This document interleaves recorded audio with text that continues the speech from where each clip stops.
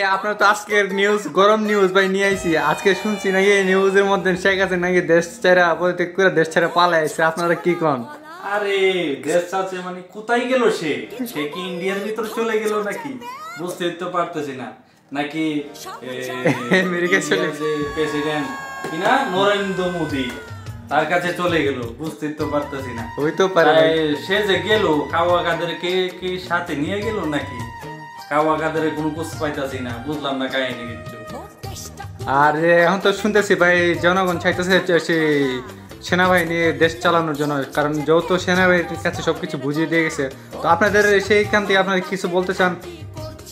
সেখান থেকে আর কি বলবো, এখন সেনাবাহিনীরা তো ক্ষমতা দিয়েছে, সেনাবাহিনী তো ভালোভাবে দেশ চালাতে পারে। তাদের হাতে তো অনেকবার ক্ষমতায় আসছে তারা, দেখলাম সবকিছুই দেশ আরো বিকৃত হয়েছে। হ্যাঁ, যেহেতু সেনাবাহিনী যেহেতু ওনাদের একটা দেশ রক্ষার জন্য ওনাদেরকে রাখা হয়েছে, অবশ্য ওনারা আমাদের দেশের একটা সম্পদ, ওনারা দেশ অবশ্য রক্ষা করতেছে। কিন্তু সরকার তো আর সেনাবাহিনী না দেওয়াটাই সবচেয়ে ভালো হবে, কি বলেন?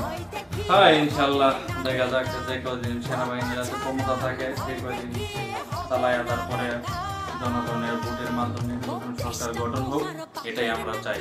ইনশাল্লাহ আমরাও এটাই চাই, কারণ যেহেতু শেখ হাসিনা পদত্যাগ করছে, দেশ ছেড়ে পালিয়ে গেছে, সবাই দোয়া করছে যেমন তেমন সফলতা পেয়েছে, যাক সবার আশা পূর্ণ হয়েছে। যারা স্টুডেন্ট ভাই বোন অনেকেরই প্রাণ নিয়েছে শেখ হাসিনা, তো আমরা সেখান থেকে আমরা অনেকটাই খুশি।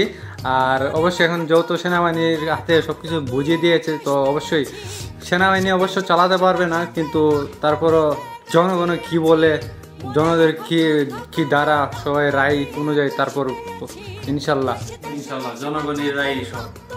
ইনশাল্লাহ। ওকে ভাই, ভালো থাকবেন সবাই।